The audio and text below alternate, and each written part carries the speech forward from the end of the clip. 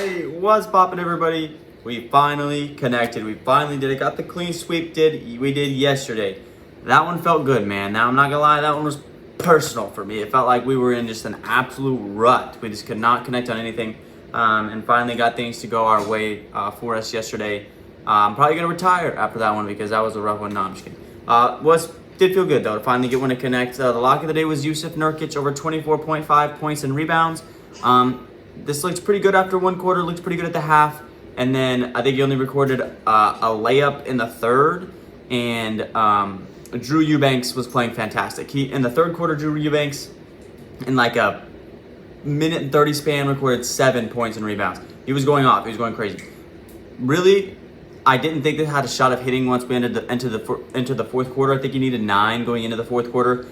But courtesy of Damian Lillard getting injured, they decided to run the offense through Yusuf Nurkic to start the fourth quarter. So we got a bunch of buckets there at the beginning of the fourth quarter and clutched up. A lot of you guys got him at 23.5. They actually moved his line down at the end of the day. I got him at 24.5 at the beginning of the day. So he was sitting at 24. He went to the bench with 7 minutes and 29 seconds left, did not play the rest of the game. He got stat corrected and was given an extra rebound, and he went over for me. So that was super clutch. A lot of you guys hit it, but then he got stat credited. I was sitting at 24, then he got stat corrected, and they gave him 25. They gave him an extra rebound. So that hit for me. So thankfully, I was able to connect on the Yusuf Nurkic line. Bobo was no sweat. He hit in the third quarter. I don't know what he ended up having scoring. I think he had like 20 and 8 or something like that, maybe like 20 and 11. He had a big game, did Bobo. No sweat. He hit in the third quarter. And then Anthony Edwards hit a 3 early in the opening period, or in the first quarter, then hit a 3 late, and then just played the free throw game towards the end of the game with that Sixers one. So Anthony Edwards ended up going under 3 threes. Whether you got him at 2.5 threes or 3 threes, you ended up getting under on Anthony Edwards yesterday. So nice little play there from us yesterday. Puts us back up over 20 units on the season. Just got to get the record looking better. I know that 8 and 11 lock of the day don't look good, and 26 and 24 record don't look good, but the units are up because we have been hitting. That's our 4th sweep of the month, so you have been looking good there. So we've got 3 more picks today that I'm absolutely loving, ready to get into it today. So let's get it. Real quick, if you guys are new to Underdog Fantasy, in the link down in the description below, I have a link that takes you straight to the App Store where you can download Underdog Fantasy, because you're going to want to hop in on the action this year. They have added a whole bunch of new features to Underdog Fantasy this year. Starting with the brand new insurance feature, okay? This insurance feature is a new thing that has been super requested for the fans and the customers of Underdog Fantasy. Essentially, all you do is you click insurance right here. And if you can see right there, all you have to do is hit 4 of these picks to win, but the value does drop down. So if you turn off the insurance, you do a $10 bet, you obviously get $200. And if you turn on the insurance feature, it drops down a multiplier down to 10. But if you miss one of these picks, say, Jameis Winston gets hurt or something, he doesn't end up throwing 2 touchdown passes. But everybody else hits, like Lamar, Jonathan Taylor, Derrick Henry, and Justin Jefferson. All these guys hit. You still hit the slip. You just get it for $100. Just goes down a multiplier, which is a huge feature a lot of people have been asking for, so they received it. Also, they have added second half lines now to games. Obviously, it is on. There is nothing up because there's no NFL second half games, but they have added NFL second half. So just like for the Thursday night game, I'll throw up that clip right here. Thursday night, they dropped all the second half lines for that Thursday night game between the Bills and the Rams. They've added a bunch of new features this year. They're trying to improve to get the app better for you guys. Also, when you sign up, if you use code TAKEMYSHOT, you'll get $100 match, up to $100 match and 100% deposit match on your first time deposit. So if you do that, you can deposit $50, you get an extra $50, $20, you get an extra $20. Whole lot of stuff coming with Underdog Fantasy this year. Make sure you sign up with code TAKEMYSHOT. Now let's get to today's bets. All right, today's lock of the day is going to be coming from the Wizards-Charlotte game at 5:10 here. We're going to rock with the Unicorn. Give us Kristaps Porzingis over 31.5 points and rebounds. I know this does seem a tad high for Kristaps, especially because on the season, he's not really averaging this high in numbers. Here's the thing. He's taking on the Charlotte Hornets. We all know we kind of took advantage of it a lot last season. And still, it's the same story this year for the Charlotte Hornets. They allow the most points to centers in the NBA and the 3rd most rebounds. They are the worst overall rated defense in the NBA to centers in the NBA. And Kristaps Porzingis, anyone that's about 7 foot or over versus the Charlotte Hornets squad has a lot of success. And obviously, Kristaps is one of the tallest players in the entire NBA. When you're looking at a lot of the guys that they've played recently, they have had massive success. Evan Mobley just the other night had 21 and 18. I know that game went to double overtime, but he had 8 rebounds in the first quarter, did Evan Mobley. His line for rebounds was 8. It wasn't just because they went to overtime. Evan Mobley had a great game even before they went to overtime. Miles Turner cooked them for 20 and 10, so he had 30 PRA. Bol had him for 14 and 9, so he had 23 PRA. Bam Adebayo had him for 24 and 15. Then he played him again, he had him for 18 and 14. So right now, the last 5 centers that they've played had the Charlotte Hornets. They're averaging 32.6, rounded up 33 PRA or points and rebounds. And those aren't the most talented guys in the world, right? Miles Turner's pretty good. Those guys are average centers, right, in the NBA. Evan Mobley isn't a center.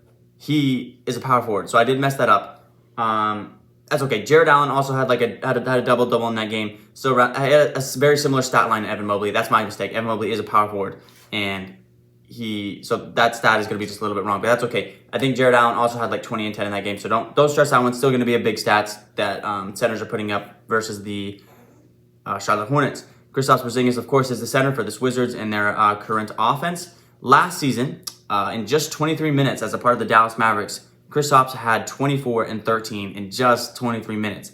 Now, the last 5 games for Kristaps Porzingis, he's playing a lot better. He's actually averaging 24 and 10. So he's averaging 34 points and rebounds his last 5 games. He's gone over in 3 of those last 5 games. He did miss earlier this season. I am aware of that. He only had 27 in their last matchup that they played earlier this year. That game had a total score of 208. So it was a very low-scoring game. The total is projected for this one is 212, so they're giving him a couple more buckets. I am aware also the last couple of games they've been without Bradley Beal. He's still been rebounding the basketball really well. That's what I'm anticipating him to do well tonight. He's going to get about 20 and get maybe anywhere between 10 to 15 rebounds. That'd be perfect for Kristaps here tonight. So I'm looking for Kristaps versus the Charlotte Hornets, who are the worst-rated defense versus centers that have a big night. So give me Kristaps Porzingis over 31.5 points and rebounds. All right, next up, speaking of Evan Mobley, we're going to go ahead and take Evan Mobley over 23.5 points and rebounds. Now, on the season, Evan is averaging 24 points and rebounds right at what his line is. For the season total to be right at what his line is, that's almost perfect for us here in this one because he's going to have a little bit of a favorable matchup. His last 5 games, he's actually averaging 16 and 11, sitting at a 27 points and rebounds range. So even recently, he's playing even better. Obviously, a little bit of an 18-rebound game, puts a little bit of juice on that, but still playing really well. In his last 3 matchups last year versus the Miami Heat, he was averaging 15 and 9, went over in 2 of those 3 games. The only game he missed, he shot 3 for 11 from the field. So just had a bad shooting night, which obviously can crush your line. They've had, on the season, what I like to normally do is kind of see who's having troubles versus positions and who's having success versus positions. Now, on the entirety of the season, power forwards are actually having really bad numbers versus the Miami Heat. But recently, power forwards have been having a little bit of success. Give me Kyle Kuzma, for example. I know they didn't have Bam Adebayo. I know they had the roster, whatever.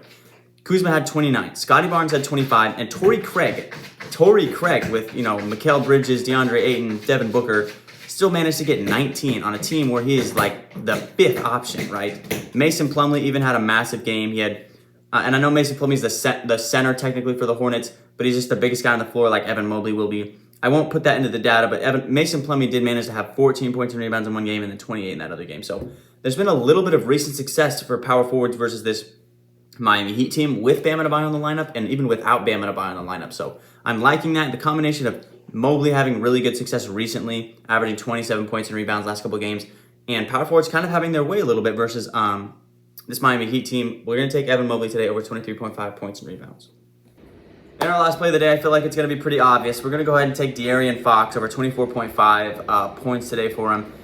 Obviously, we've been picking on the Detroit Pistons a lot this season. We picked on them with Jalen Brunson, with Shai Gilgeous-Alexander. We're going to go ahead and pick on them again today with De'Aaron Fox, one of the best scoring point guards in the NBA, is taking on the 2nd worst point guard defense in the NBA overall, and that gives up total points. The Lakers have now passed them up as the worst point guard defense in the NBA. Now, I know this game sits at a 9.5 point spread. I really don't know why this game is such a big spread. A 400 favorite for 2 teams that are really not that good, right? Whether the Kings and the Pistons are both not good teams. Obviously, the Pistons are the worst team of the 2, the worst team of the 2. But I don't think it warrants them to be a 9.5 point dog, okay? I actually went and looked at how the Pistons have fared this season when they're over a 9.5 point underdog. And they actually have a 3-2 record. And the one of those 2 losses was an actual blowout. They got blown out in one game by the Cavs or something like that.